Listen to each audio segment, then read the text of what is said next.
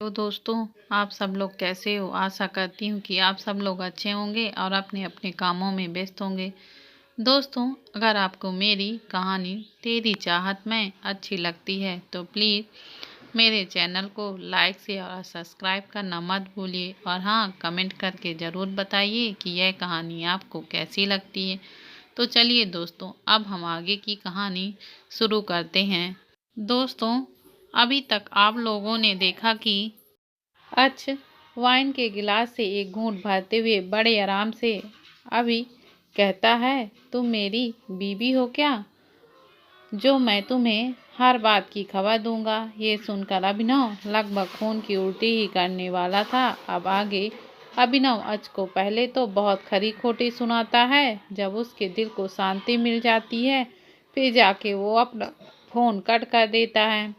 वहीं अच दूसरी तरफ अपने विला के एक रूम में अकेला बैठा था। उसके आसपास महंगे ब्रांड की शराब रखी हुई थी। उसका चेहरा अब भी भावहीन था। उसके दिमाग में धरा की गुस्से वाली इमेज घूम रही थी। आज बचपन से ही बहुत घमंडी था। वो कभी ये मानने को तैयार ही नहीं होता था कि उसके दिल में धरा के लिए फीलिंग्स हैं। ये सोचकर परेशान था कि आज तक सुंदर से सुंदर लड़की भी उसको रिझा नहीं पाई और उसने किसी भी लड़की के बारे में कभी नहीं सोचा। वो हमेशा ही अपने काम में इतना बिजी रहता था कि उसको इन सब के लिए समय ही नहीं मिला। लेकिन ये लड़की जो बस नॉन स्टॉप बोल सकती थी, उसके बारे में वो इतना कैसे सोच रहा है। आज अपने ख्यालों से बाहर आता है और अपना सर झटकते हुए सावल लेने चला जाता है। उधर धरा के घर में अलग ही ड्रामा चल रहा था। नेहा के कमरे में धीरज ने एक थप्पड़ नेहा के गाल पर खींच के मारा। रैना धीरज को रोकते हुए कहते हैं, अभी बच्ची है ये, अगर प्यार से समझाएंगे तो समझ जाएगी। सूरज गुस्से से कहता है, ठीक से समझाओ इसको। अगले दिन जब नेहा सोकर उठती है तो उसके सर में बहुत दर्द हो रहा था। रैना उसके कमरे में आती है तो देखती है कि नेहा अपना सर पकड़े बैठी है।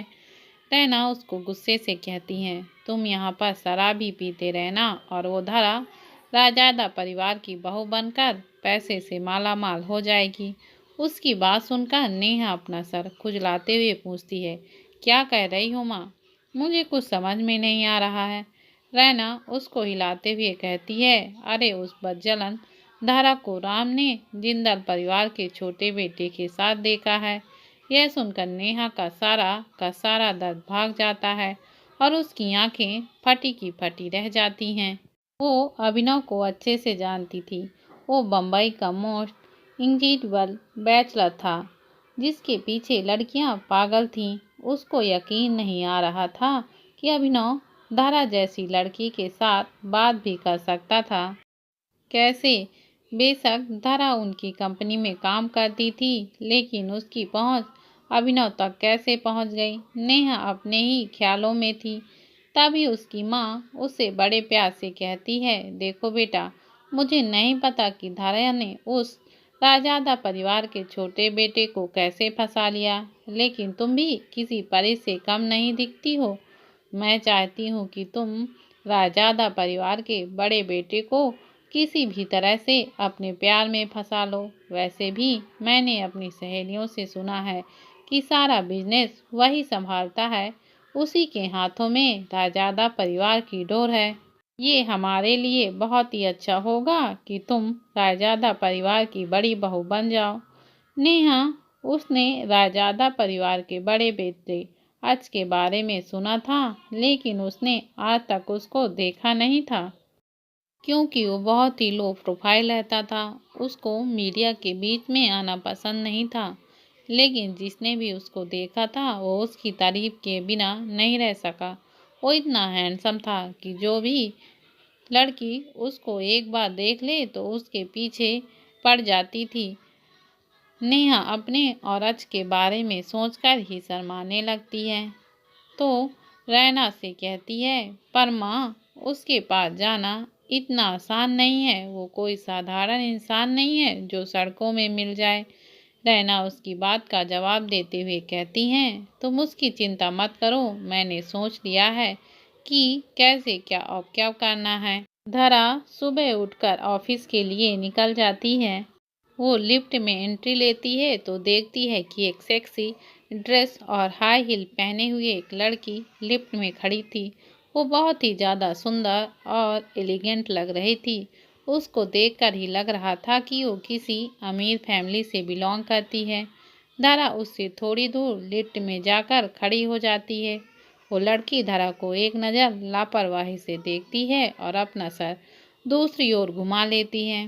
धरा सीधा अभिनव के पास प्रोजेक्ट पर काम करने के लिए जाती है और वहीं वो दूसरी लड़की सीधा अच के केबिन की तरफ चली जाती है।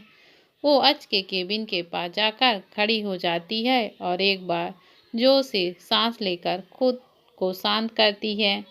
फिर वो अच के डोर पर एक बार नॉक करती है। अंदर से एक स्ट्रॉन्ग मेल वॉइस आती है, कम इन।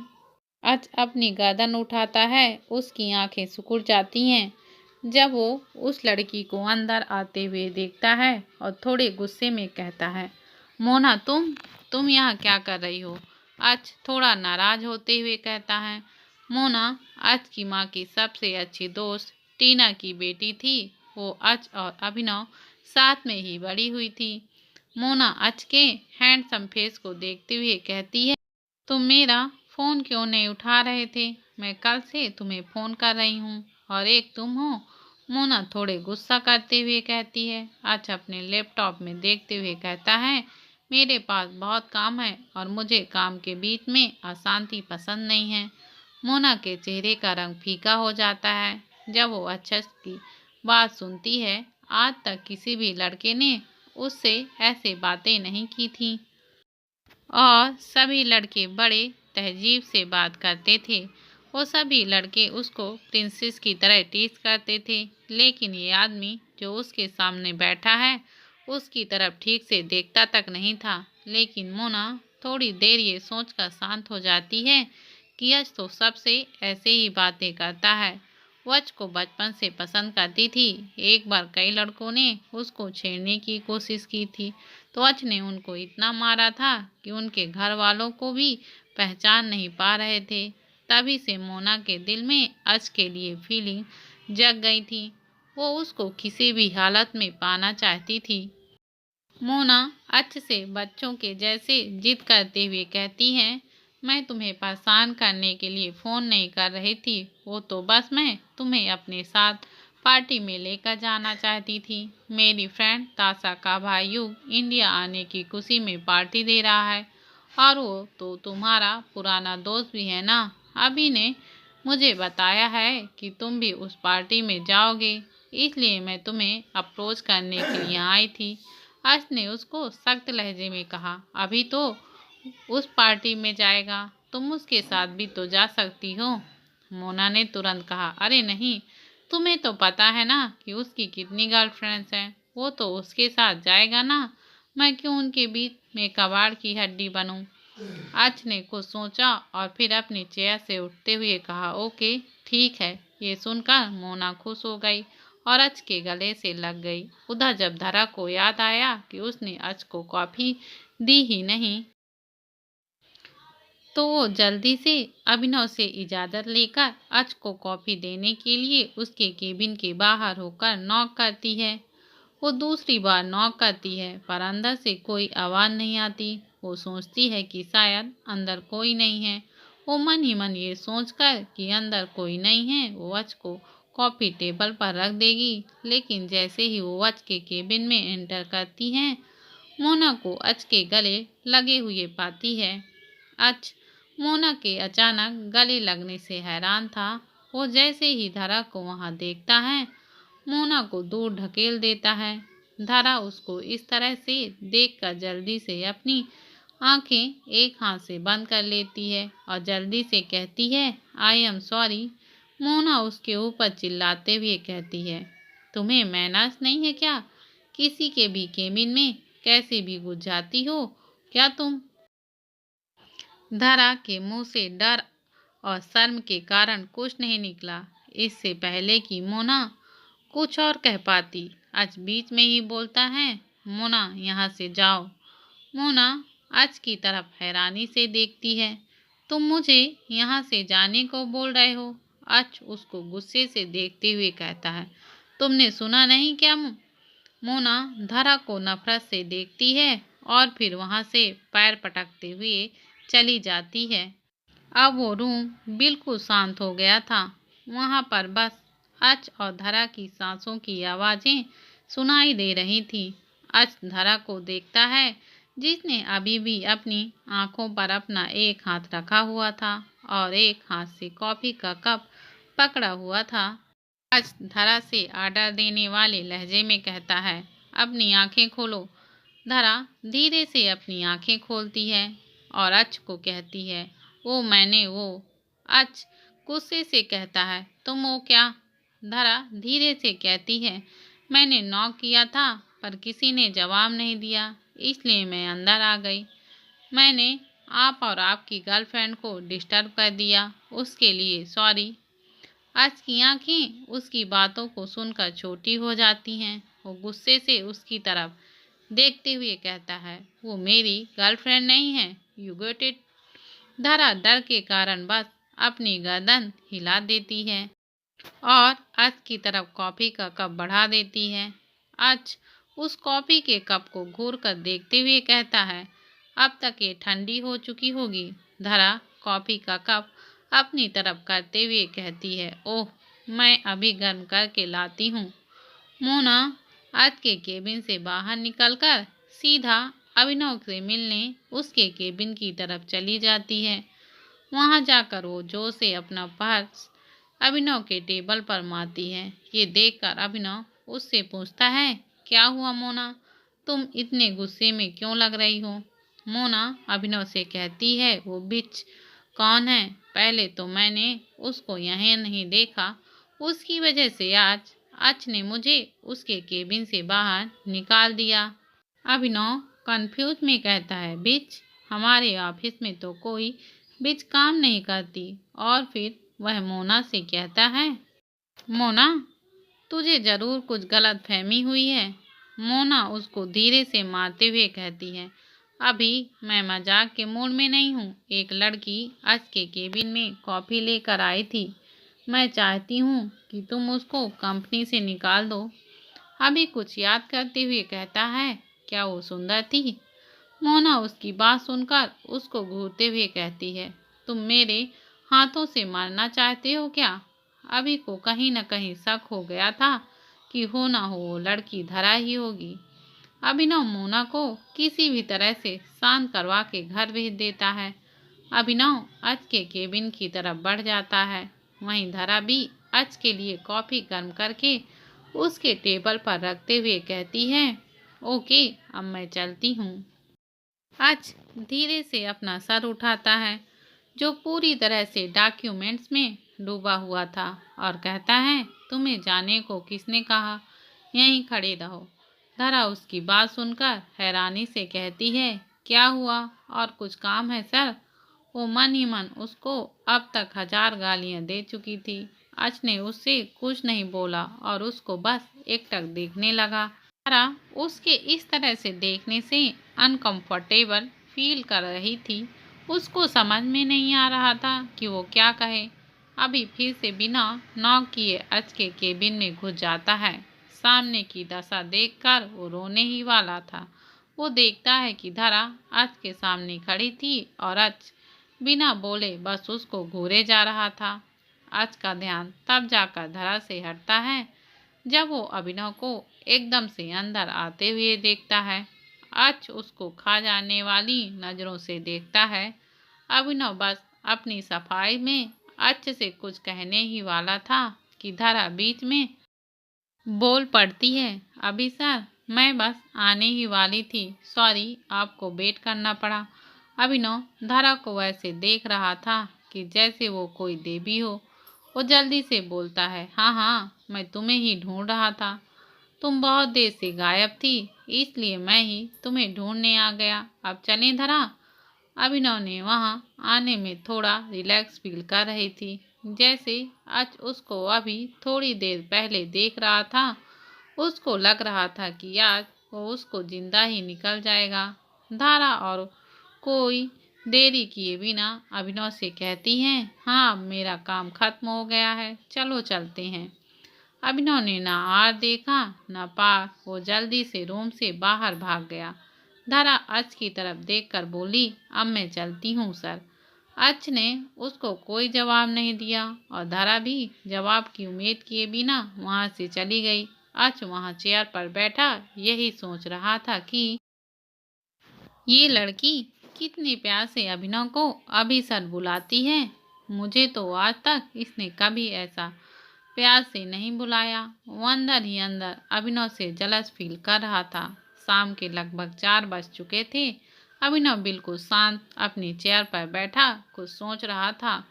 जो उसको अच्छे से जानते थे, अगर वो उसे ऐसे शांत बैठे देख लेते तो उन्हें तो पक्का सदमा लग चुका होता। धरा उसके ही पास एक चेयर पर बैठी थी और काम में पूरी तरह से मग्न थी। तभी वो अभिनव से कुछ पूछने के लिए उसको आवाज लगाती है, लेकिन अभिनव कोई जवाब नहीं आता। धरा उसको 3 या 4 बार आवाज लगा चुकी थी पर उसका कोई जवाब नहीं आया। वो अभिनव को हिलाते हुए पूछती है, अभी सर आपको क्या हुआ? अभिनव उसके इस तरह से हिलाने से पूरी तरह अपने ख्वाबों से बाहर आता है। धरा उसको चौंकते हुए पूछती है, क्या हुआ, कुछ प्रॉब्लम है क्या? अभिनव फिर से एक रोने वाला चेहरा बना लेता है और अपनी एक दुख भरी कहानी सुनाना शुरू करते हुए कहता है, आज रात को मेरे और भाई के कॉमन दोस्त की पार्टी है। वहाँ कोई अपने पार्टनर के साथ जाएगा, लेकिन मेरे पास तो कोई पार्टनर ही नहीं है। मैं जिस लड़की के साथ जाने वाला था वो टाइम पर बीमार हो गई, अब मैं क्या करूं? ये कहते हुए फिर से उदास हो जाता है। धरा उसकी बातें बड़े ध्यान से सुन रही थी। वो मन ही मन सोच रही थी कि आखिर ये बड़े लोगों की ऐसी कैसी पार्टी होती है जिसमें पार्टनर को साथ ले जाना जरूरी होता है। तभी दरवाजे पर नॉक होता है और एक 30 से 32 साल की लड़की अंदर आती है। अभिनव उससे बड़े एक्साइटमेंट में पूछता है, मिली कोई सुंदर लड़की? वो लड़की अपना सर ना में हिलाती हुई कहती है, सर लड़कियां तो बहुत है पर आपके स्टैंडर्ड की कोई नहीं मिली। फिर वो अभिनव को सुझाव देते हुए कहती है, क्यों ना सर आप अपनी किसी एक्स के साथ वहां चले जाएं। अभिनव को उसका ये आइडिया बिल्कुल पसंद नहीं आता। तभी उस लड़की की नज़र वहां बैठी धरा पर जाती है और वो अभिनव से बड़े उत्साह से कहती है, क्यों ना सर आप धरा को अपनी गर्लफ्रेंड के तौर पर पार्टी पे लेकर जाएं। धरा बहुत चक्की होकर उस लड़की की तरफ देखती है और वहीं अभिनव ये सोच रहा था कि अगर भाई को पता लग गया कि वो धरा को पार्टी में गर्लफ्रेंड बनाकर लाया है तो उसके घर वालों को उसकी लाश तक नसीब नहीं होगी। धरा ना में अपना सिर हिलाती और कहती है, नहीं मैं नहीं जा सकती, मैं अभी सर की गर्लफ्रेंड नहीं हूँ। इस पर वो लड़की कहती है, कोई बात नहीं धरा, अगर तुम गर्लफ्रेंड नहीं बन सकती हो तो एक दोस्त के तौर पर चली जाओ, और वैसे भी तुम एक तरह से हमारी कंपनी को ही रिप्रेजेंट करती हो। अभिनव को भी उसका ये आइडिया अच्छा लगा। अभिनव को धरा मना कर नहीं पाई और उसने घर पर फोन करके बता दिया कि उसको आज घर आने पर देरी हो जाएगी। वो ऑफिस की तरफ से एक बड़ी पार्टी अटेंड करने जा रही है। धरा काफी नर्वस लग रही थी। अभिनव उसको भरोसा दिलाते हुए कहता है कि नर्वस होने वाली कोई बात नहीं है, ये बस एक नॉर्मल पार्टी है। अभिनव फिर धरा को कंपनी के कपड़ों वाले स्टोर पर लेकर जाता है। शाम के 7 बज चुके थे। मुंबई के सबसे महंगे होटल में रुद्र ने पार्टी रखी हुई थी। पार्टी में लोगों ने आना शुरू कर दिया था। रुद्र रेड वाइन का गिलास अपने एक हाथ में लेकर पार्टी में आए गेस्ट का स्वागत कर रहा था। ये एक शानदार पार्टी थी। रुद्र ओबराय, ललित ओबराय, जो कि एक बड़े बिजनेसमैन थे, उनका बेटा था। वो अब इंडिया आने के बाद अपने सारे बिजनेस को संभालने वाला था। तभी पार्टी के हॉल के अंदर अच और मोना की एंट्री होती है। अर्श ने हमेशा के जैसा एक ब्लैक कलर का सूट पहना हुआ था, उसमें वो बहुत ही हैंडसम लग रहा था। और वहीं मोना ने एक वाइट कलर का सुंदर गाउन पहना हुआ था, वो उसमें बहुत प्यारी लग रही थी। रुद्र ने जैसे ही अर्श को देखा, वो उसका वेलकम करने उसके पास चला गया। वो बहुत अच्छे दोस्त थे। जहाँ रुद्र बहुत बोलता था, वहीं अर्श बहुत कम बोलना पसंद करता था। मोना ताशा को देखकर उसके पास चली गई। रुद्र और अर्श अकेले खड़े होकर वाइन पी रहे थे। तभी रुद्र कहता है, अभिनव कहाँ रह गया? अर्श ने सिर्फ 2 शब्दों में जवाब दिया, पता नहीं। रुद्र अभिनव को फोन करके पूछता है कि उसको इतनी देर क्यों लग रही है कि तभी अभिनव के पीछे से एक प्यारी आवाज सुनाई देती है। रुद्र उत्सुकता से होकर अभिनव से कहता है, क्या बात है अभी गर्लफ्रेंड? रुद्र इससे पहले अपनी बात पूरी करता, अभिनव झट से कहता है, नहीं दोस्त है मेरी। रुद्र उसको बोलता है, ठीक है भाई दोस्त ही सही, लेकिन तू और तेरी ये दोस्त कहाँ है? अभिनव उसको जवाब देता है, पलट। रुद्र जैसे ही पीछे देखता है, उसकी आंखें धरा की सुंदर आंखों से टकरा जाती हैं। रुद्र धरा को देखकर जैसे पागल ही हो गया था। धरा ने एक रेड कलर का हाफ शोल्डर गाउन पहना हुआ था, जिसके नीचे कट था। रेड कलर उसकी वाइट स्किन पर जैसे जच सा गया था। रुद्र के मुंह से बस इतना ही निकलता है, व्हाट ए ब्यूटीफुल। रुद्र की नज़र तो धरा से हट ही नहीं रही थी, वो तो जैसे उसमें खो सा गया था। उसने अभिनव की तरफ एक बार भी नहीं देखा था। अभिनव ने रुद्र की हरकतों को बिल्कुल भी नोटिस नहीं किया, क्योंकि उसका पूरा ध्यान अर्श पर था, जो उसको जान से मार डालने वाली नज़रों से घूरे जा रहा था।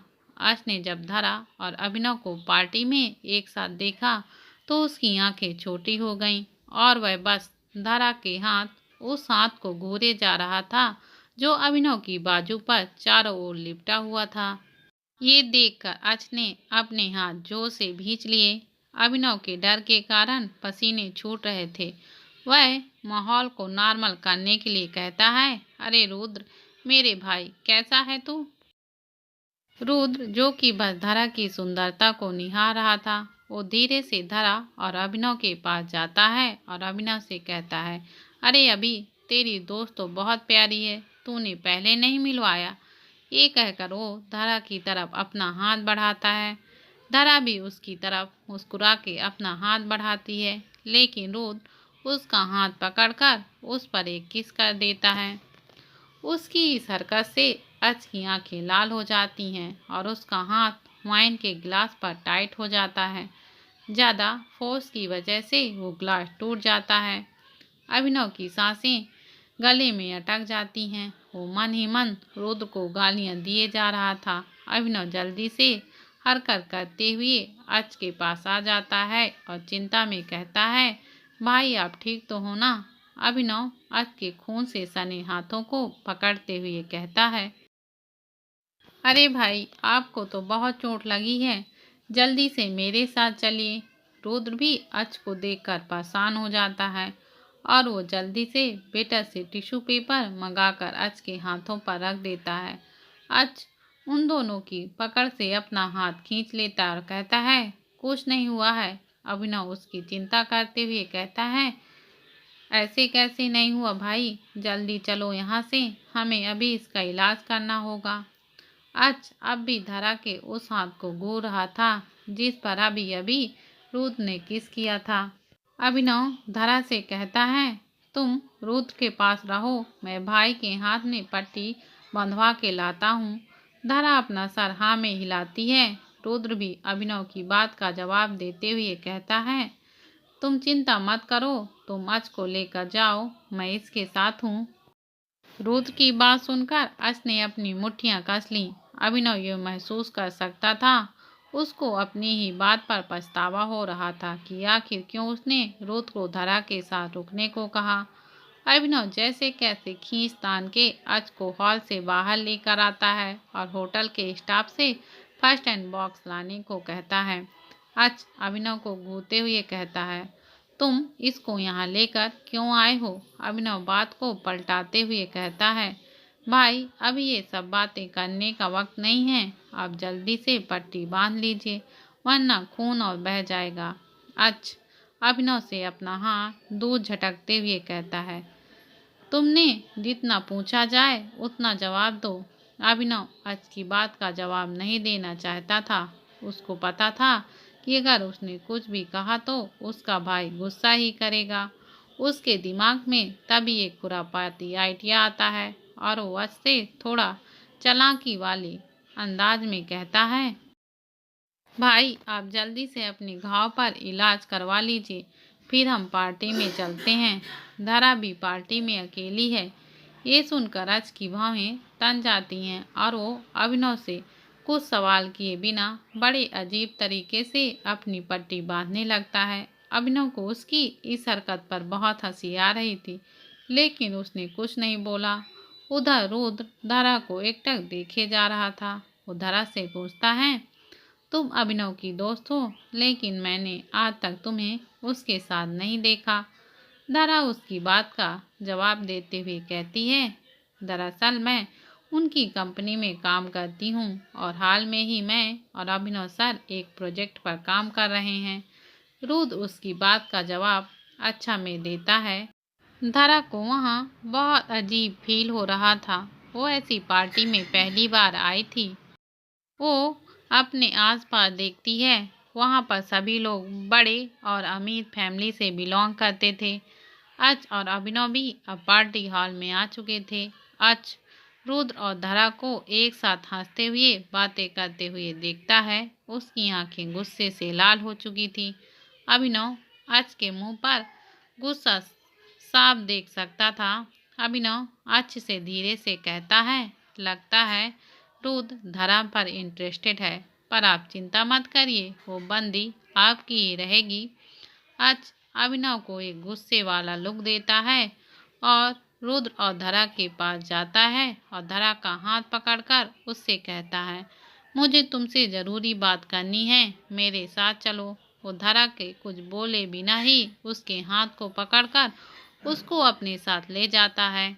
अभिनव और रुद्र दोनों उसकी इस हरकत से दंग रह जाते हैं। अभिनव बात को संभालते हुए रुद्र से कहता है, भाई वो शायद प्रोजेक्ट के ऊपर बात करनी होगी, और एक अजीब सी स्माइल करते हुए सोचता है, आखिर ये भाई करना क्या चाहते हैं। रुद्र अपना सर हाँ में हिला देता है।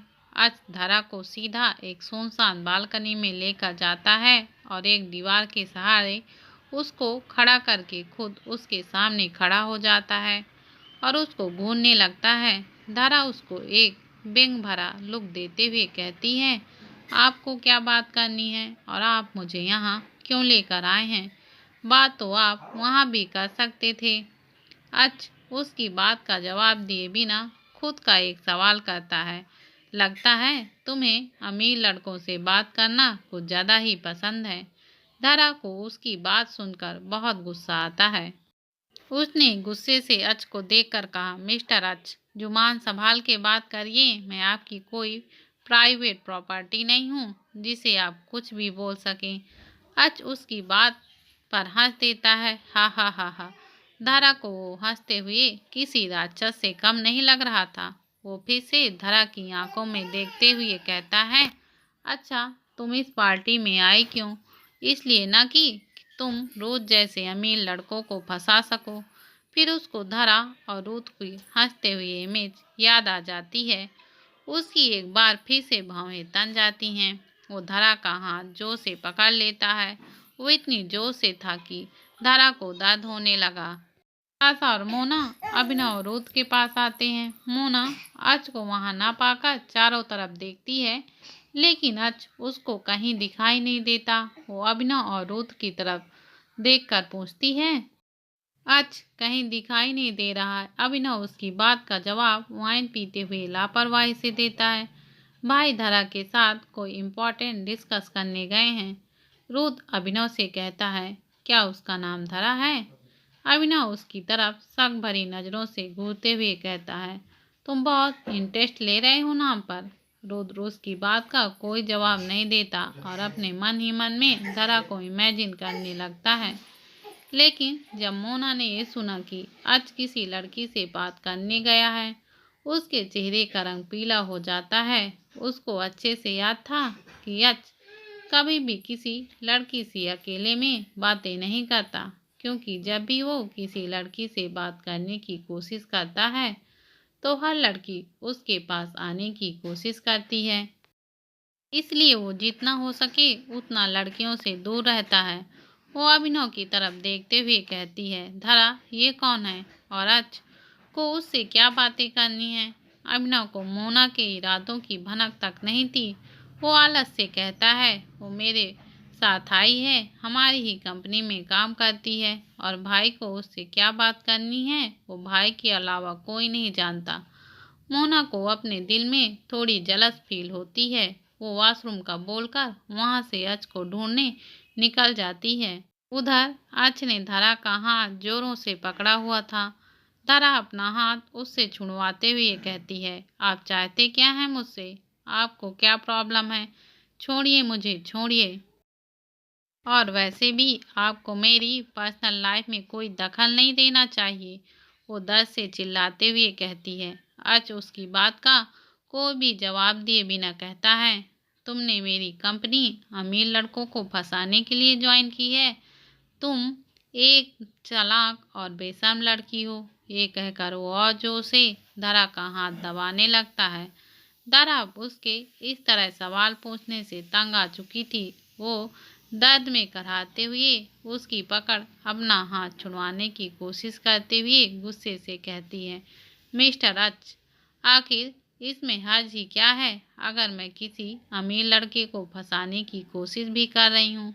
हर कोई लड़की अपने लिए एक अमीर और हैंडसम लड़के को चाहती है और मैं आपको तो इस बात से खुशी होना चाहिए कि मैं आपको फंसाने की कोशिश नहीं कर रही हूँ, क्योंकि मैं तो एक बेशर्म लड़की हूँ। उसकी ये बात सुनकर आज तो जैसे गुस्से से पागल ही हो गया था। उसने धारा को दीवार पर जोर से ढकेला और उसके पहले धारा कुछ भी कहती, आज ने उसकी गर्दन के ऊपर फोर्सफुली अपना हाथ कस दिया।